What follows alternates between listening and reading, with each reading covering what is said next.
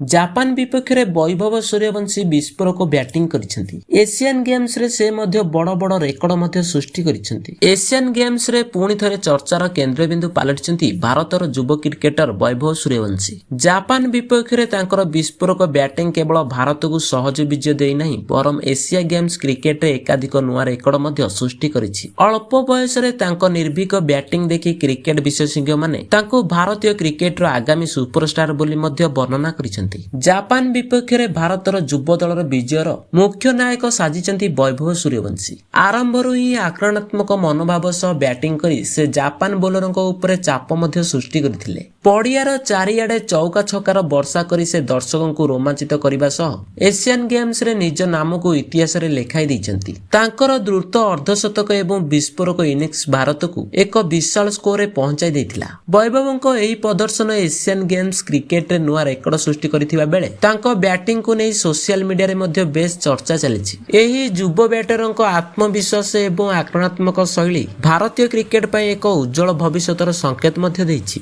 तांको इनिंग्स बल रे भारत सहजरे मैच जीति परवर्ती पर्याय अभिमुखे दौड़ पदक्षेप मध्य नेछि। एबे समस्तक नजर वैभव सूर्यवंशी परवर्ती प्रदर्शन उपरे। जदि एही फॉर्म जारी रहे तेबे आगामी दिन रे से भारतीय सीनियर दल रे मध्य निज स्थान पक्का करि पारंती बोली क्रिकेट महल रे आलोचना मध्य जोर धरिछि।